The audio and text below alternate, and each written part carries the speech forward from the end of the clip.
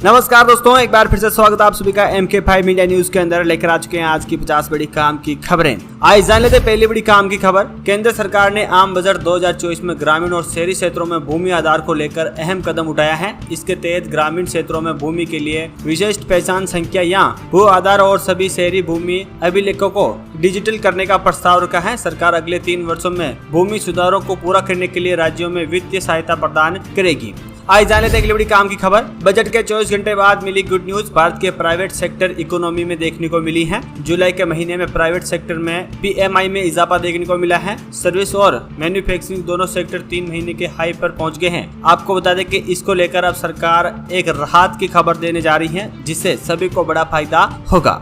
आज जान लेते हैं बड़ी काम की खबर। पूरे देश में सस्ती हो सकती है शराब। अब बजट के बाद विशाल क्षण से पता चलता है कि सरकार ने बजट में एक ऐसा प्रावधान किया है जो देश भर में शराब की कीमतों को कम कर सकता है। GST कानून में प्रावधान है कि अगर सरकार किसी वस्तु पर GST टैक्स कम करती है तो उसका लाभ जनता तक पहुंचाना कानून का अनिवार्य है। आज जान लेते हैं अगली बड़ी काम खबर। इनकम टैक्स रिटर्न फाइल की डेडलाइन को लेकर लोगों के मन में सवाल आए हैं। वहीं कुछ खबरें और सोशल मीडिया पोस्ट के दावा किए जा रहे हैं कि ITR रिटर्न भरने की डेडलाइन बढ़ गई है, जो कि 31 तारीख बताई जा रही है। लेकिन आप सभी को बता दें कि कोई भी तारीख नहीं बढ़ी है। आपको बता दें कि ITR रिटर्न दाखिल करने की 31 तारीख लास्ट है। अगर आपके पास 31 तारीख से पहले ITR रिटर्न दाखिल नहीं कराते हैं तो आपकी जेब के ऊपर काफी भार पड़ सकता है, यानी कि 1000 से लेकर 5000 तक आपको इसके अंदर जुर्माना भरना पड़ सकता है। आज जान लेते हैं अगली बड़ी काम की खबर। आने वाले दिनों में GST स्लैब में बदलाव हो सकता है। केंद्र सरकार की GST को मजबूत 4 स्लैब में बदलाव करने की योजना बना रही है। इस बदलाव के संबंध में सरकार के एक अधिकारी ने संकेत भी दिए। अगर ऐसा होता है तो आम लोगों को इसके अंदर बड़ा फायदा मिलेगा।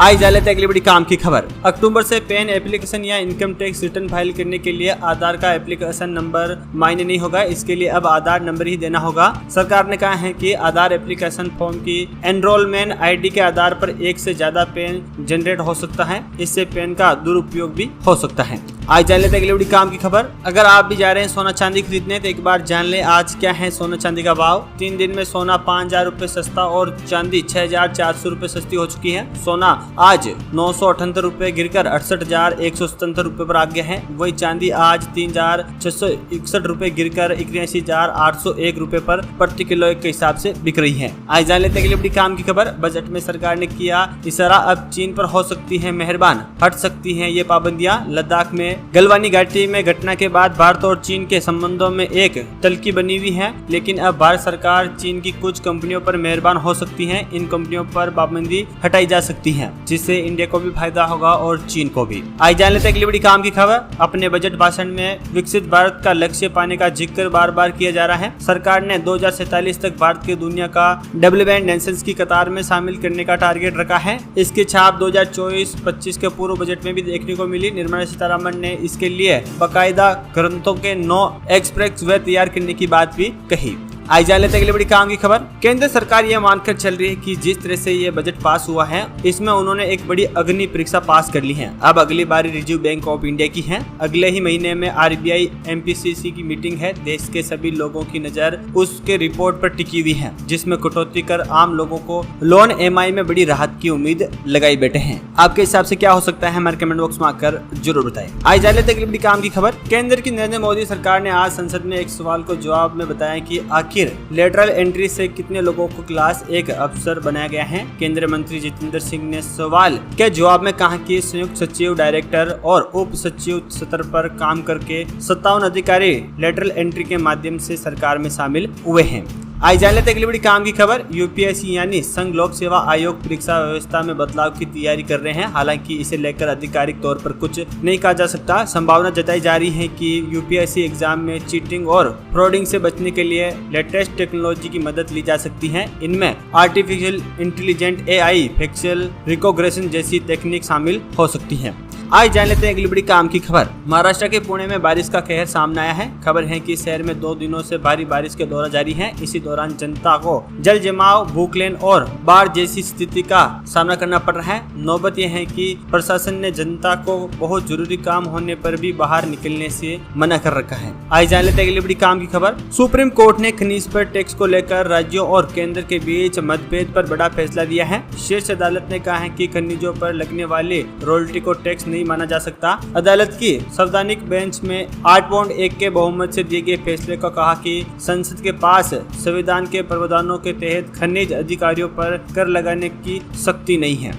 आज जान लेते हैं अगली बड़ी काम की खबर। लोकसभा अध्यक्ष ओम बिरला ने भारतीय जनता पार्टी के सदस्य अभिजीत गंगोपाध्याय तथा तृणमूल कांग्रेस के सांसद अभिषेक बनर्जी की टिप्पणियों पर पृष्ठभूमि को सदस्यों से कहा कि वे सदन की मर्यादा रखें तथा आसना को चुनौती न दें। सदन की कार्यवाही आरंभ होने पर कांग्रेस सदस्यों को आपत्तिजनक टिप्पणी का विषय उठाया। आज जान लेते हैं अगली बड़ी काम की खबर। कर्नाटक में मशहूर अर्बन डेवलपमेंट अथॉरिटी में जमीन घोटाले के आरोप ने राजनीति को गर्मा रखा है। इस मामले में सीधे सीएम सिद्धार्थ मौर्य और उनकी पत्नी पर धांधली का आरोप लगा है। कहा जा रहा है कि 4,000 करोड़ रुपए का घोटाला हुआ है। इस पर भाजपा विधायक में चर्चा चाहती है, जिसकी मंजूरी नहीं मिली तो विधायक सदन में ही बैठ गए और रात वहीं गुजारी। आज जान लेते हैं अगली बड़ी काम की खबर। आम बजट 2024-25 में उत्तर प्रदेश, बिहार, झारखंड और उत्तराखंड की रेल परियोजनाओं के लिए 42,312 करोड़ रुपए का अधिक आवंटित बजट पेश किया गया।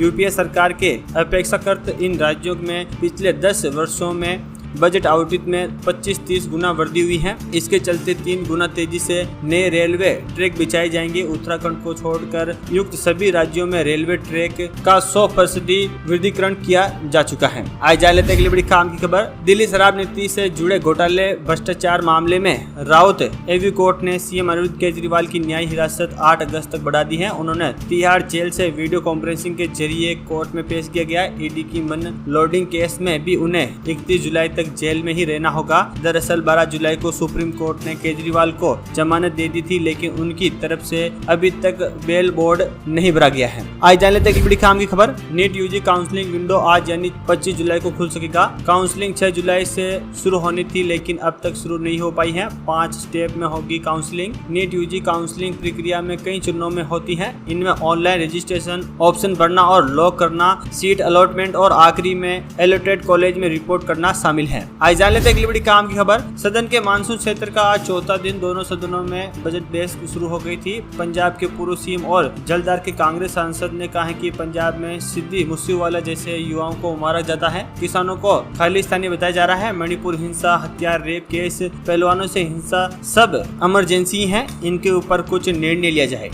आज जान लेते हैं अगली बड़ी काम की खबर। यूपी पुलिस भर्ती परीक्षा की नई तारीखों का ऐलान हो गया है। पुलिस अगस्त में 5 दिन 23 से 31 अगस्त तक होगी। जन्माष्टमी के चलते 4 दिन का गैप रखा जाएगा। परीक्षा 23, 24, 25 और 30 और 31 अगस्त को होगी। हर दिन 2 शिफ्ट में एग्जाम होंगे, यानी 10 शिफ्ट पूरी परीक्षा है। एक शिफ्ट में करीब 5 लाख अभ्यर्थी शामिल होंगे। पुलिस की यह परीक्षा इस साल 17 और 18 फरवरी को प्रदेश के 75 जिलों में हुई थी। आज जान लेते हैं अगली बड़ी काम की खबर। राष्ट्रपति भवन के दरबार हॉल और अशोक हॉल का अब नाम बदला गया है। अब दरबार हॉल को गणतंत्र मंडल के नाम से जाना जाएगा, वही अशोक हॉल को मंडप कहा जाएगा। आज जान लेते हैं अगली बड़ी काम की खबर। ट्रेडिंग और इन्वेस्टमेंट प्लेटफॉर्म जीरोधा में अब इन्वेस्टमेंट फ्री में डीमैट अकाउंट खोल सकते हैं। कंपनी ने बताया कि बुधवार को कहा कि भारत में रहने वाले निवेशकों को डीमैट अकाउंट खोलने के लिए कोई भी रिचार्ज देने की जरूरत नहीं, अब सब कुछ फ्री में होगा। तो दोस्तों ये आज की तमाम बड़ी काम की खबरें। अगर वीडियो अच्छा लगा तो वीडियो को लाइक, कमेंट, शेयर करें और चैनल को सब्सक्राइब करें और बेल आइकन को ऑल प्रेस करें और जुड़े हमारे साथ आने वाली खबरों के लिए।